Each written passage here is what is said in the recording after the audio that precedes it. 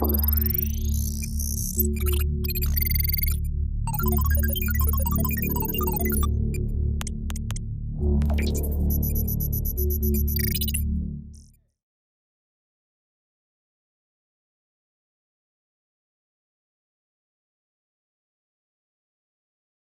next, Bob and Kevin Pike are going to do a brainstorming session on a Back to the Future prequel concept on what would have happened before the first movie to make that all come together.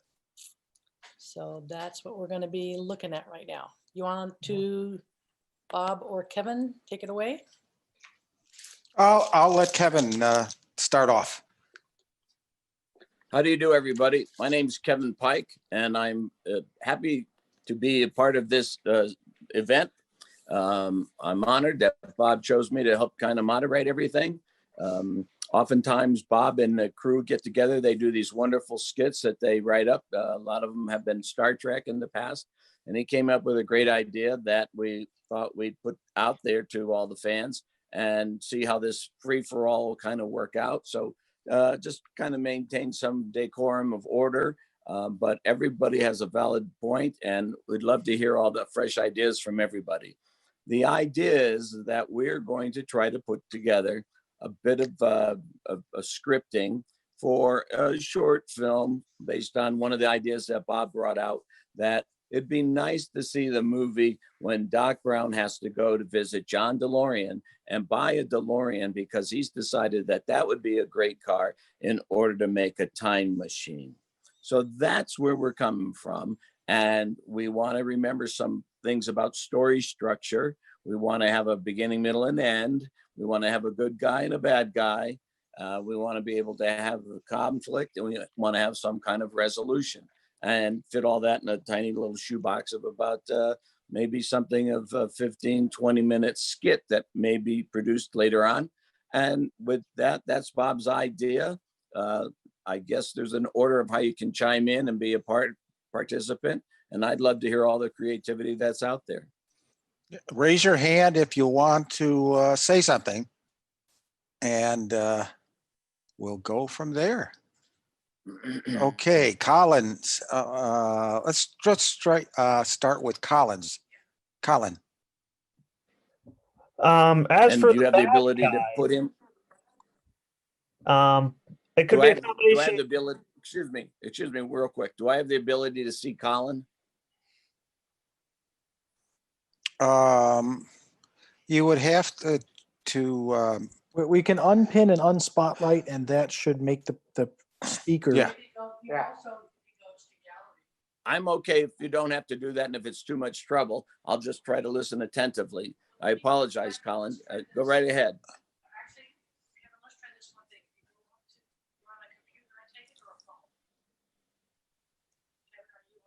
Kevin, if you have it in speaker view, when Colin speaks, he'll come up. Okay. Unpin Kevin. Okay. If I need Bob, to press a button. we could put you in. I think it'd be fun to go in gallery view. Okay. Are you on a laptop, Kevin? I'm on an iPhone 11. Oh, okay. Okay. Then we'll just go with the flow here. Just go with it. Okay. Let's So- hear what Okay, Colin here has we to go. say. Go ahead, Colin. Colin, go ahead. As I was saying, for the villain, it could be both a combination of the Libyans trying to track down Doc Brown after he took the money and ran, essentially, by leaving him the bomb of pinball machine parts, and possibly a government agent following both Doc Brown and the Libyans and is tracking them both down. So Doc Brown's having to dodge two different people at the same time, and it could tie into maybe John DeLorean's story about the government after him or anything like that.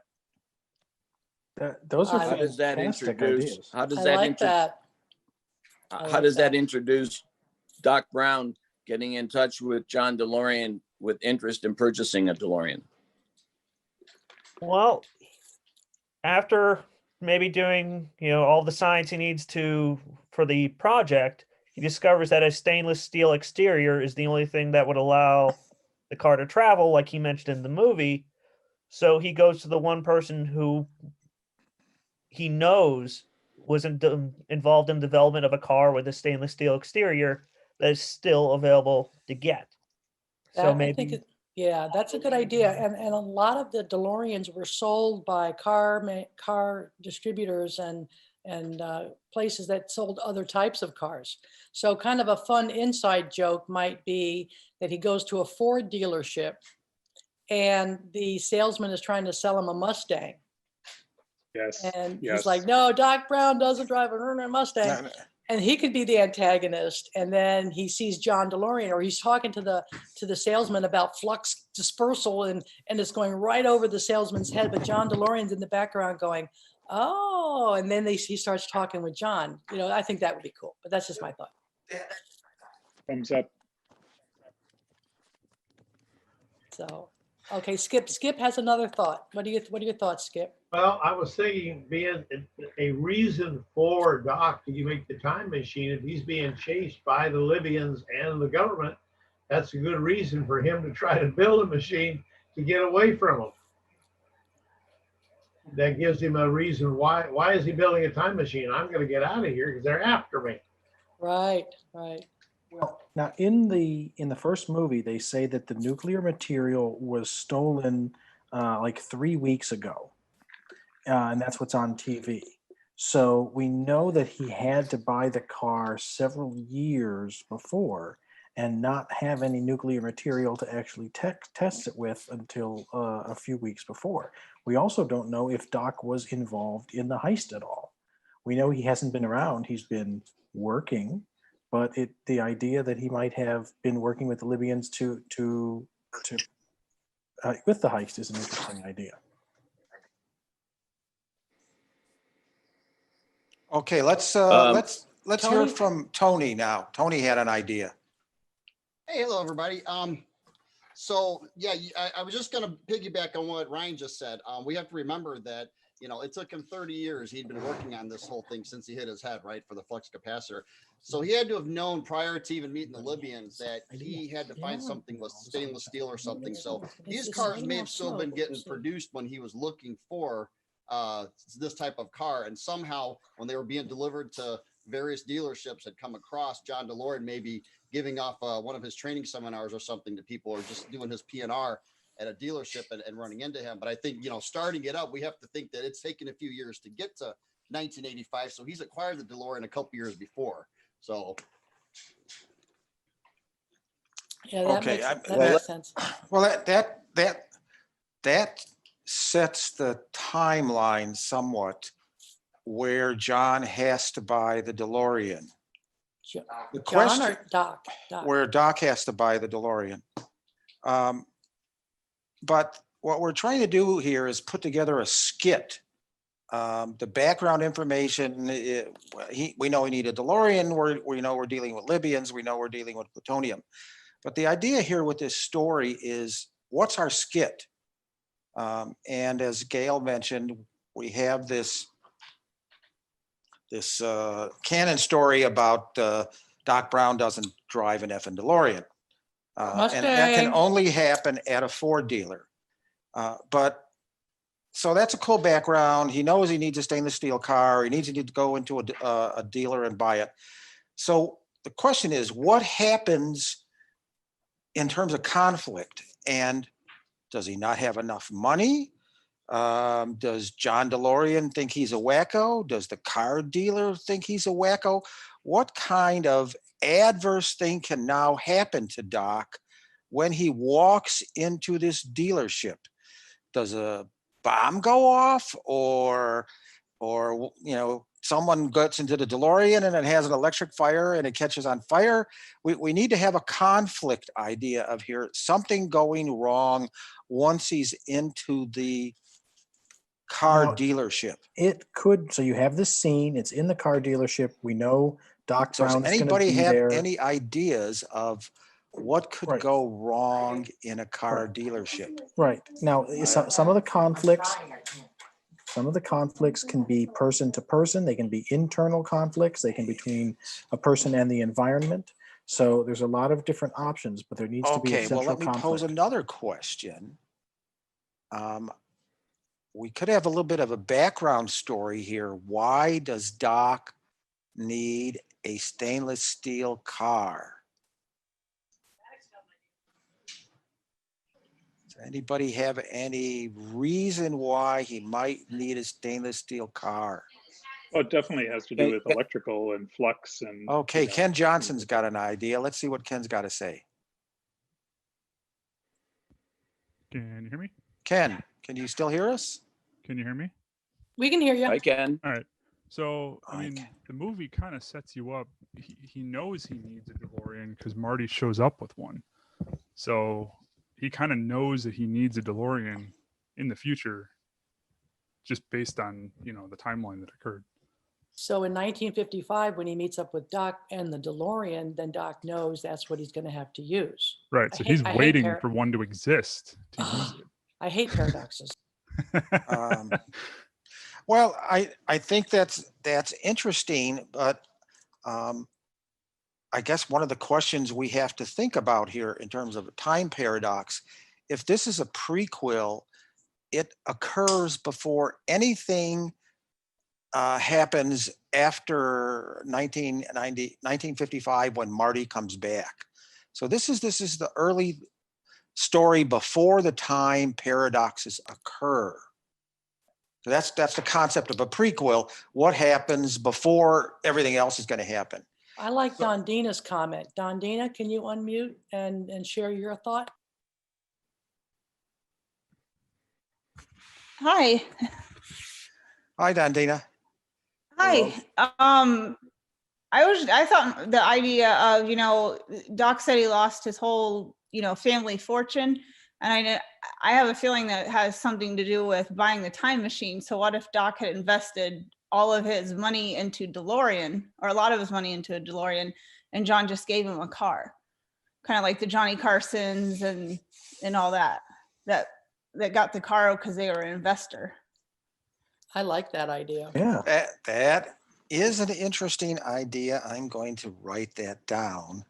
Doc invests in DMC, because you are raising a canon issue here in that the storyline as it exists now says that Doc spent all of his fortune on Trying to realize the vision of that day, he called it. time machine experiments, and one of which goes haywire and burns the house down.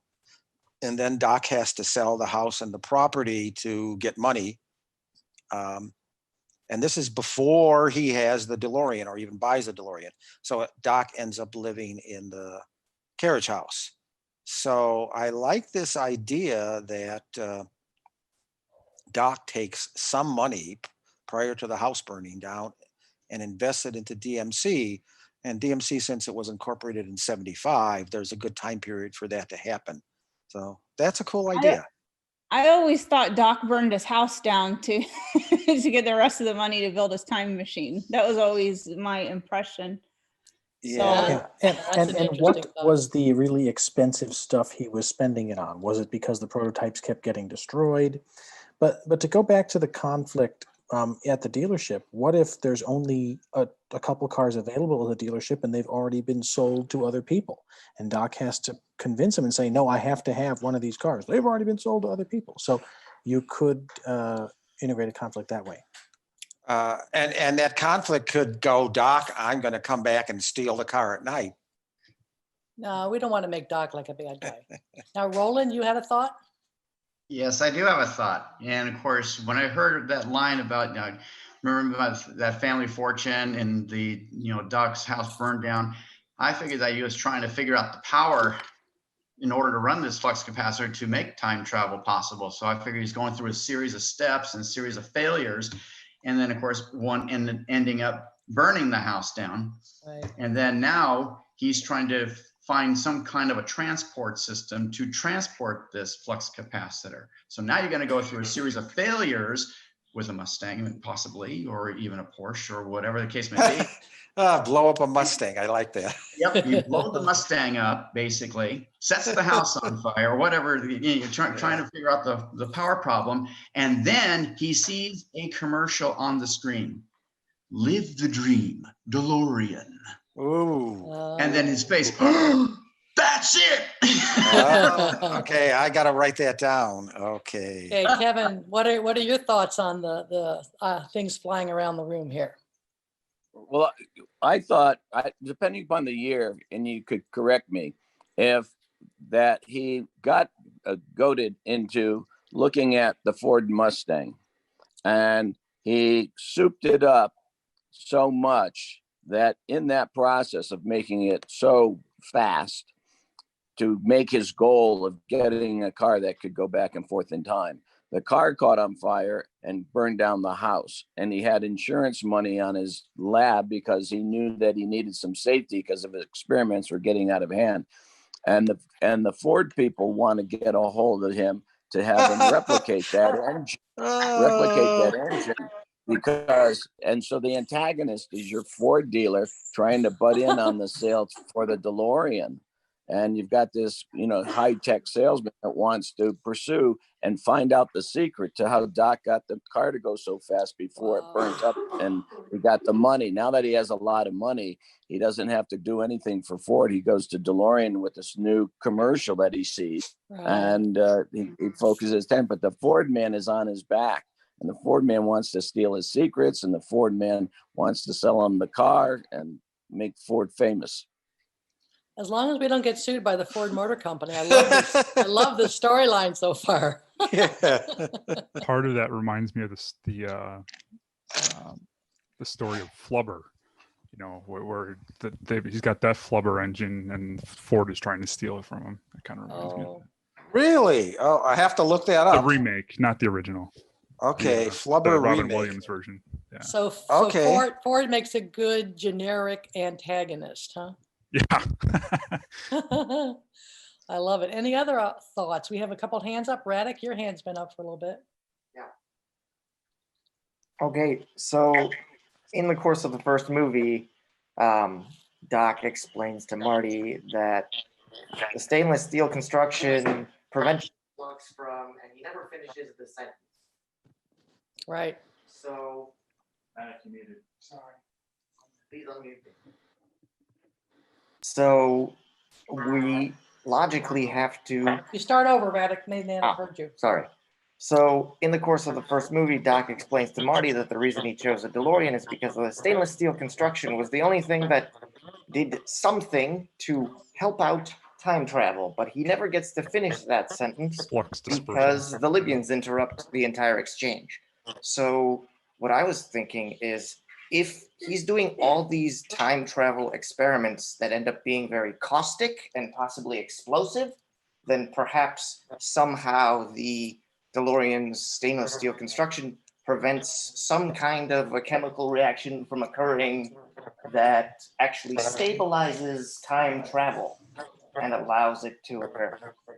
Some of the new technical details that will be coming out of the Back to the Future canon soon talk about the wormhole emitter at the top of the car emitting tachyons. So maybe we could say that tachyons are affected by magnetic fields, and therefore we need a vehicle that uses a non-magnetic metal, and that's where you land with the DeLorean. Yeah, I had this thought of a conflict or problem is in Doc's early experiments, the flux capacitor generates a huge magnetic field, and as he gets more and more powerful, the field gets bigger and bigger. And then on one of the experiments, the field's so big it kind of takes a whole bunch of knives and metal things and shoots them at Doc, and then Doc gets stabbed, and Marty rescues him, and it provides some drama into the scene. But a gross experiment like that, where Doc realizes he has to have a shield for the magnetic field generated by the flux capacitor, and since stainless is non-magnetic, that provides the shield to keep the magnetic flux and the wormhole into the range of the vehicle. Right, so that would supply him with a reason to seek out a stainless steel car. Right. I think we've reached our maximum geek level right there. Roland, did you have another comment, or was that your hand up from before? Oh, who? Rick Molloway. Rick Molloway. Somebody new. Hey, can you hear me? Yeah. Yeah. Yeah, there's also the cosmetic element of the stainless steel. I know we're kind of talking about the stainless steel having something to do with helping out the time travel, but Doc Brown also says that if you're going to build a time machine, why not do it with some style? So there's also a cosmetic element to the DeLorean that I think he liked, in addition to the stainless steel helping out with the time travel. I don't know if that makes any sense or not. It does make somewhat sense because there is a picture of Doc somehow getting a hold of the 1939 stainless steel Ford. They don't exactly explain that, but clearly if you needed a stainless steel car, you would want one with style rather than a 39 Ford. And to add a little more to your thought on the magnetic field being a massive overload mode, it could be that extreme energy from magnetic fields would actually cause iron cars or steel cars to literally melt and deform. Well, yeah, that deformed thing is something that Kevin is an expert on. And he actually built a deforming car for a commercial. Right, Kevin? I did. Yes. I did. We took a Lamborghini Countach and we made it crush like a car that goes into a car crusher. And we made it crush internally. So it just looks like the car crushes on its own because it didn't use the right BP oil to keep the engine healthy. And I just designed an internal set of rigging with hydraulics and cable winches to kind of trombone a car together. But we digress. One of the ideas that I had is when Doc Brown was going to develop this time machine, he was able to get a hold of this Ford guy and try to give him some advertising on a new Mustang. And he said, and they wanted to make a big idea. And so what happens is he makes it. And like the car, when the dog went into outer space, and then watch out, here comes the dog. Right. He makes a time machine out of a Mustang and he sends it off and it doesn't come back. We just get rid of it. Presses the button. And the reason it didn't come back is because he had a problem with the metallic finish. And now he realizes that the only thing that's going to work for him is it's stainless steel finish. And then along comes DeLorean. We get rid of the naggy guy and the car and just send him somewhere into the future.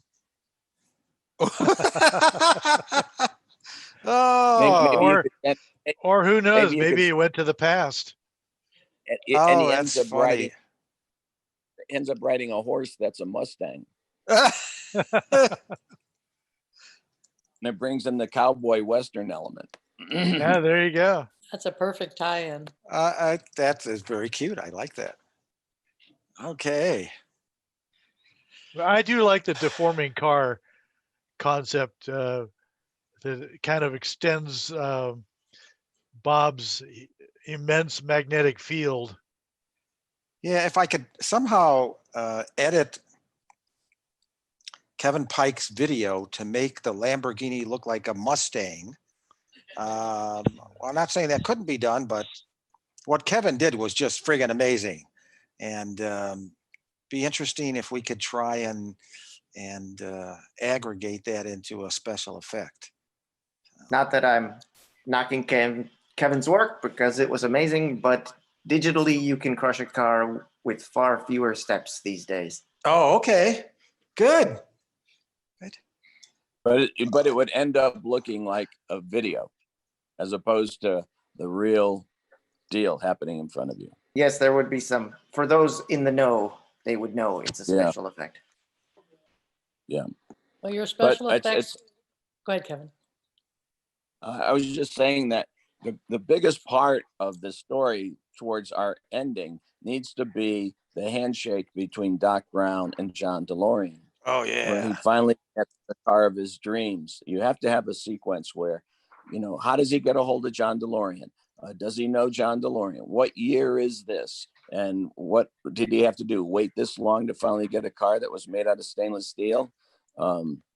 Maybe he made a prototype of a stainless steel model and it ended up collapsing on itself because of the energy. It just got crushed by its own energy, sucking it in. And he finally sees that the DeLorean car has been built and he thinks, well, why don't I just get another car? Well, you bring up a really interesting question there, Kevin, because not only does the DeLorean have a stainless steel outside to shield the magnetic flux, but the inner frame is fiberglass. So there's not as much iron as there would be in a standard car.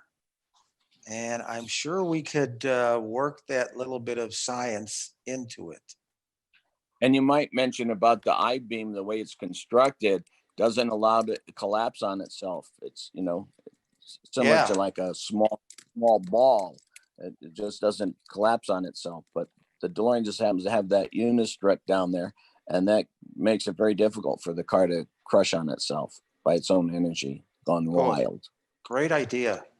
Well, I hate to cut this short, but we are out of time and we need to stay on schedule for the rest of the day. We can move into a breakout room if we want to keep talking. That's true, or people can text Bob or email Bob to. Right. I see Roland has a hand up. Roland has a hand up. Roland, did you go ahead? Sorry about that. No, it's a fake. Sorry about that. Oh, okay. But yeah, if anybody does want to continue this insane discussion, feel free to put up your hand and we can move you into breakout room. I'll give people a few seconds to do that. If not, then we will proceed on with our next presentation. I want to thank Bob. I want to thank Kevin for their time today. And this could be a lot of fun to put something like this together, for sure. Appreciate all of your interesting ideas. And also, if in Las Vegas, we have a little bit of a Star Trek fan film group with many actors and costumes and sets and all of that. And we may form a small little Back to the Future fan film group. So if you are interested in becoming a part of our Back to the Future fan film group, send an email to info@DeLoreanWeekend.com and we'll take it from there. Thanks again for your interest, guys.